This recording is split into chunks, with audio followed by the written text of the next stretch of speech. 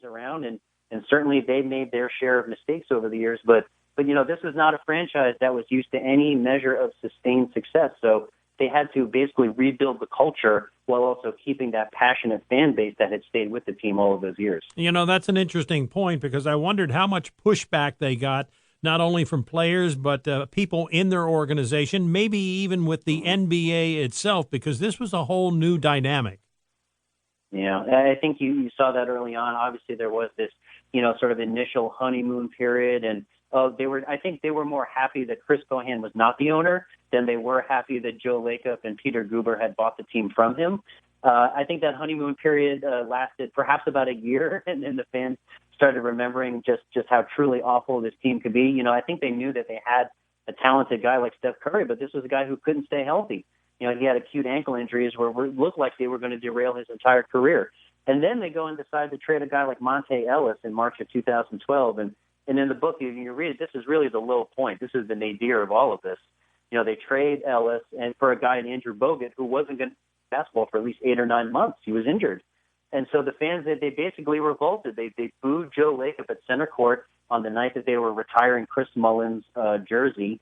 And it was just, if we ever can feel any empathy for a professional sports owner billionaire, that really was kind of that moment, because he really was just sort of dressed down, and it was just really ugly to watch, but not undeserved. And I think that Joe Lacob would tell you that these days. They had to make a lot of mistakes, but at the same time, they had to learn from them as they went along. One thing I'll point out to people, because I know Joe Lacob fairly well, I was doing an early version of the Women's Basketball League, and he was one of the major financial backers for that league. So I got to know him as I was doing the play-by-play on their national television package. And yet one of his partners is Peter Guber. Now, these two men kind of come from different directions. Peter Guber is more of an entertainment-oriented guy, and Joe Lacob came from, I guess, the investment world as well. Give people more background on these two and how that marriage has worked and affected this franchise.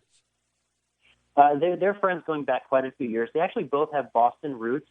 Peter Guber still has an extremely thick Boston accent, which is really, he's a very excitable fella. So, it often comes out when he's talking to crowds and talking to fans. But, Joe, came from a small industrial town on the South Shore of Massachusetts. And he grew up worshiping the Celtics. He'll say that, when a lot of kids grow up wanting to play basketball, he grew up wanting to own a basketball team. This is something he's thought about for a long time. And when his family moved out to Southern California when he was a teenager, he would sell peanuts at Angel Stadium, and he would stack them 4 high because he could make a greater commission that way. I mean, he was thinking about efficiency levels when he's selling peanuts at a baseball game. And then he worked his way up. He went to UCLA, he went to UC Irvine, he got an MBA from Stanford, and then that was when he came to the Bay Area, really solidified himself as a venture capitalist. But at the time he bought the Warriors, he had been a season ticket holder for 10 years. So, this was not some Johnny-come-lately. This was not some, deep-pocketed savior. This was a guy that really understood the Warriors culture. And when he bought the team, I think he, more than anybody else, really knew what was at stake.